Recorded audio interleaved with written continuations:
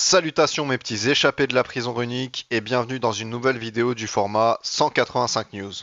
Mon projet de développement a eu de bonnes avancées cette semaine et je suis aussi en pleine forme. Ainsi, laissez-moi vous raconter chaque nouveauté et chaque actualité sur tous les sujets habituels de ce format.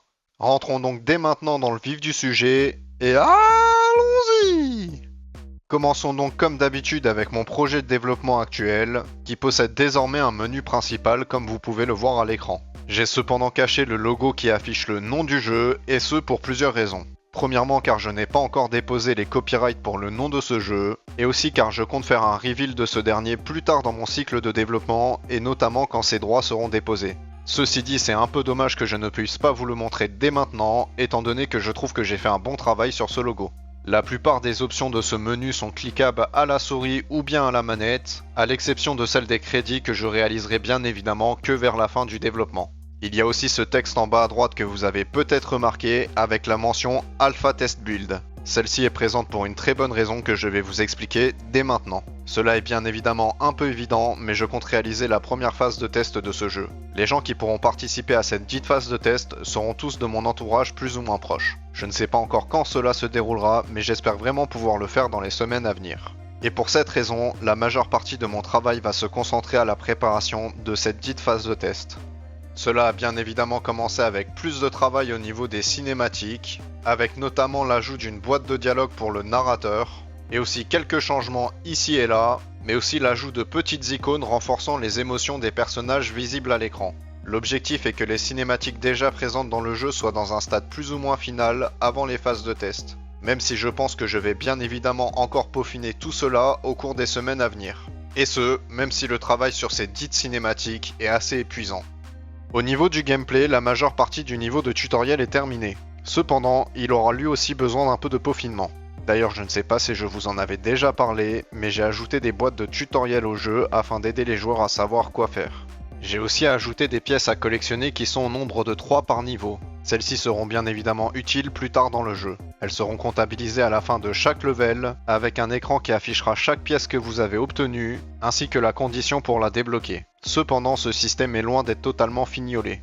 J'ai aussi ajouté la possibilité de changer quelques-unes des options graphiques du jeu, afin de m'assurer que ce dernier puisse tourner sur un maximum de configurations. Et ce, même s'il ne prend pas beaucoup de place dans la VRAM pour l'instant. On peut donc activer ou désactiver l'effet de bloom ainsi que l'effet de contour de certains des éléments, et aussi de l'anti-aliasing et des ombres, mais avec en plus la possibilité de régler leur qualité. Et une fois que vous avez réglé ces options, elles se mettent à jour pendant que le jeu tourne. Et pour finir cette rubrique, je tiens à vous dire que bien évidemment je vous annoncerai quand les phases de test auront commencé, ainsi que comment elles se sont déroulées et les retours que j'aurai eus. Passons maintenant du côté de YouTube avec des nouvelles assez mitigées.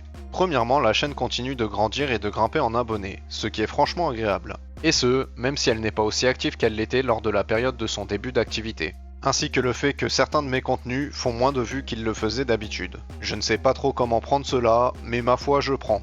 D'un autre côté, je tiens à m'excuser pour mon short en anglais de cette semaine, sur lequel je me suis totalement foiré au niveau du son. J'ai essayé d'utiliser la fonctionnalité pour ajouter de la musique à mon short, mais je n'ai pas trouvé l'option pour régler le volume de la musique, et du coup je suis un peu inaudible. J'aurais pu régler ce problème en faisant un re-upload, mais j'en avais pas la motivation, ni l'envie. J'ai cependant compris la leçon et je corrigerai le tir dès la prochaine vidéo de ce type. Sinon, je suis assez frustré de ne pas pouvoir faire vivre cette chaîne autant que je le voudrais, et je pense à changer la manière dont je gère mon temps afin de pouvoir corriger cela. J'ai une tonne d'idées de vidéos à réaliser pour cette chaîne, mais malheureusement je passe la majeure partie de mon temps à développer et j'aimerais bien lever le pied dessus afin de pouvoir les réaliser. Surtout que certains de mes proches me conseillent parfois des sujets à traiter et qu'ils seraient intéressants pour cette chaîne. Terminons comme d'habitude avec mon humeur personnelle qui a été franchement très bonne cette semaine. Le fait que mon projet avance bien par rapport aux semaines d'avant est déjà très agréable. Il n'y a eu quasiment aucun obstacle à la progression de mon projet et ça c'était franchement cool. J'ai même pu prendre un peu de repos à partir du début de ce week-end étant donné que j'avais vraiment bien progressé. J'aimerais d'ailleurs que cela devienne la norme afin que je puisse mieux m'occuper de cette chaîne. Car depuis le début du développement de mon actuel projet, j'ai travaillé là-dessus quasiment chaque jour sans m'arrêter. Et cela fait bien évidemment écho à ce que je disais un peu plus tôt, avec le fait qu'il faut que je me détende à ce sujet, quitte à ralentir sa progression.